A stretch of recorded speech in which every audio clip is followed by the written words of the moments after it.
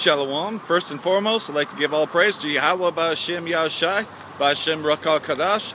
Double honors to the elders and apostles of Great Millstone who have taught me this truth. And shout out to Yakim that's out there on the four quarters of the earth proclaiming this truth. Going into the cities and proclaiming this and not being afraid of what might happen. As you know that they've passed a law here in California banning the Bible pretty much. You know that you have to register the Bible as a lethal weapon. And of course, you know, they're going to say that it's against Christianity. But what does Christianity teach? Well, they give you a bunch of false hopes and all that. And by us coming out here and proclaiming this truth, you're finding out that you have no hope at all. All you Edomites, you so-called white people, you have no hope whatsoever. Your only hope is in the lake of fire that burneth, you know, and that you're finding out that this concept of hell just really means the death and the grave, and that once World War III happens, once these nuclear missiles drop, which you can see that happening real soon, you have no hope at all. By the conviction of this word, and it's cutting you all into little pieces, you know. And so, you know, you can't handle things like depression. You can't handle affliction. You can't handle any of these things. What the average Jake goes through every day. You know, I mourn the loss of my father every day, ever since he died in 2011. I just put up a couple videos of his, you know, just remembering my father, you know, because, you know, it's something I have to deal with. But most of you Edomites, man, you have to deal with that, man. You don't deal with that. You get hooked on antidepressants, you get put into hospitals, you know, and you get put on these drugs, these psychiatric meds. You can't handle life. You can't handle the things that an average Jake goes through, you know. You can't deal with the pressures of what you're going to do when, you know, the stove doesn't work or when the kitchen sink doesn't work. You know, how you going to survive, you know. You don't have any survival skills whatsoever. And you have no hope at all. That's why you're killing yourself, right and left. Your suicide rate is so far up, you know. You're on suicide watch all the time. Actors are committing suicide. Look at Robin Williams a couple years ago. Another one just committed suicide. Because you have no hope at all. Because you know that you are the wicked of this earth. But we, the Hebrew Israelites, that go through this on a day-to-day basis, that deal with depression all the time, you know, things are all fucked up and we know it. Every day is Groundhog Day. Same shit over and over again. So-called white man ruling over us, and he isn't fair. You know, you Edomites are starting to get a taste of that, you know. Now you're more homeless than we are, you know. It's everywhere, you know. You're seeing the system crumble one by one. And so you're taking your life. So you don't have any hope whatsoever. But we Hebrew Israelites, if we just stay true to the Word, and we go out and teach this Word, and we keep this Word and the commandments, we're going to take part in this, in the new heaven and new earth. Because we know that all these false philosophies, known as the false prophet, all that's going to be cast down very soon. So I'm going to read out of Revelation chapter 21, verse 1, because this is our hope. And I saw a new heaven and new earth. For the first heaven and the first earth were passed away, and there was no more sea. You know? So all this was obliterated in the lake of fire, which is going to consume Babylon the Great and all the other cities thereof. And I, John, saw the holy city, New Jerusalem, coming down from Yahweh out of heaven. And who is that?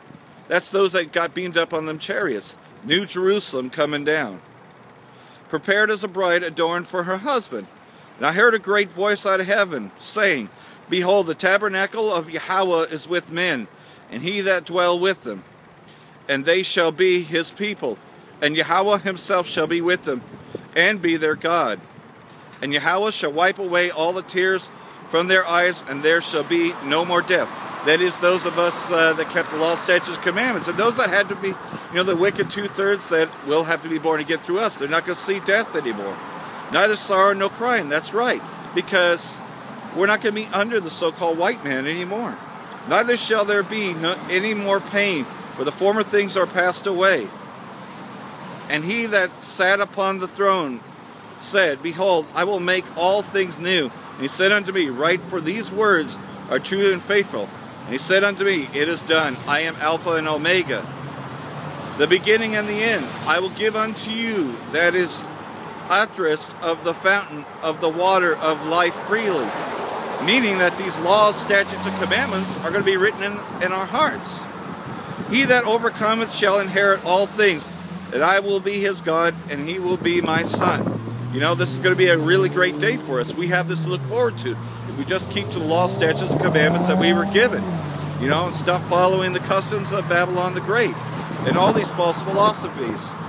But the fearful and unbelieving, a lot of fearful among us, you know, afraid to stand out in the crowd, afraid to speak out on these things. And the abominable and murderers and whoremongers and sorcerers and idolaters and all liars shall have their place in the lake of fire that burneth with brimstone, which is the second death. That's talking about when this thermonuclear destruction comes, as well as the fire coming down from the chariots. And there came unto me one of the 7 angels which had the 7 vials, full of the 7 last plagues, and talked with me, saying, Come hither, I will show thee the bride, the Lamb's wife. And he carried me away in the spirit to a great high mountain, and showed me the great city, the holy Jerusalem, descending out of heaven from Yahweh. You know, and that's when we get brought back here, after this place is cleansed. And it will be cleansed from all these evil doers. Having the glory of Yahweh, and her light was like unto a stone, most precious, even like a jasper stone, clear as crystal, and had a great and high, and had 12 gates, and 12 angels, and names written thereon, which are the names of the 12 tribes of the children of Israel. You know, so this thing only really has to do with the 12 tribes of Israel, which we're bringing out there. You know, I don't have all that equipment, but there are other camps that do have that sign up there. And that means everything, because we know who the 12 tribes are now, you know. You know, blacks, Latinos, Native Americans make up the 12 tribes, and then you have the confusion of faith that be among them, because we were scattered among the nations. You know, I find it very interesting, though, that they now all of a sudden, oh, well, you have the appearance of being white, and they want to question, you know, whether but they can't see spiritually, so they only see my physical appearance. Yes, I have the appearance of being white, but the spirit shows forth, you know.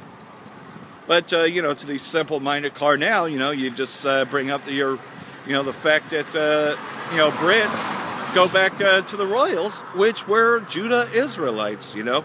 Because, you know, they're always asking me, well, what tribe are you from, you know? Of course.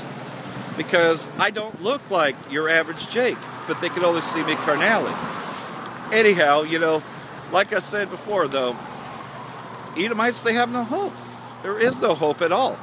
There's only hope for the 12 tribes of Israel, you know. There is no such thing as spiritual Israel in the essence that, you know, yes, this is a spiritual thing, but you have to be of that bloodline. And these Edomites have no hope whatsoever, you know, and that's why they're taking their lives, addicted to drugs, you know, and going and killing themselves, you know, like all these billionaires, bankers that are just jumping off of buildings now, you know, and these celebrities killing themselves because they have no hope whatsoever. Because there is no future here. Because Donald Trump is with them, is with the Rothschilds, you know, which these dumb Edomites thought that he was really going to make America great again. You can't take something that's broke and fix it, you know. How many times are you going to take a little tiny electrical tape over a broken coffee handle? It's already broke. It's just going to give out anyways, you know. There's nothing that can put it back together again. And that's what America is. It's a pile of shit. And basically, Donald Trump is that shit on top of this shit, you know? Like, you know, you go to the public toilet and you find out that it hadn't been flushed. And pretty much, he's that shit on top of that shit. He's shitting on their shit, you know? That's what Donald Trump is, you know? Because he's just another part of the holding company of Rothschild. That's all America is a holding company. It's just one of the many companies that the Rothschilds run. You know, David Rothschild was asked the question, have you ever thought of being the president? He says, why would I stoop to such a lower level? You know, let you know that being the president, they ain't shit. That he's already got it all. And David Rothschild is the reincarnation of Cesare Borgia, whom the world ignorantly calls Jesus Christ. You know, they're worshiping the image of a man who happens to be the false image. You know? And our people are consumed by that. Consumed by those white images. You know, you got all the movies and everything else, you know, pushing the white narrative. But Yahushua was not white. He was dark. He had hair, white like wool, and feet like unrefined brass as it burned through a furnace. And his eyes were a flame of red. It does not match the images of Cesare Borgia, but that's what's been pushed.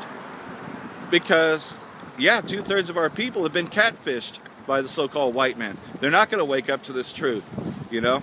And those that do, yeah, they know that they're Israelites, but they can't see anything spiritually because they've still been blinded, you know?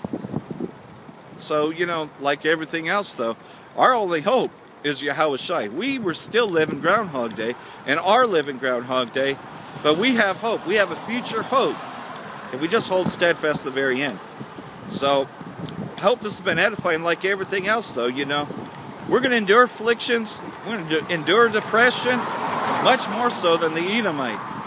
But we're going to have to endure this to the very end. He that does not bear the cross is never worthy. So therefore, all these crosses we must bear until the very end. Stand out for the truth. Because I'm telling you that the time for us to come out to proclaim this is getting thin. It's very risky to come out here. But we do it because of the fact that we want to get out of here. We're tired of living Groundhog Day. So I hope this has been edifying, and shalom.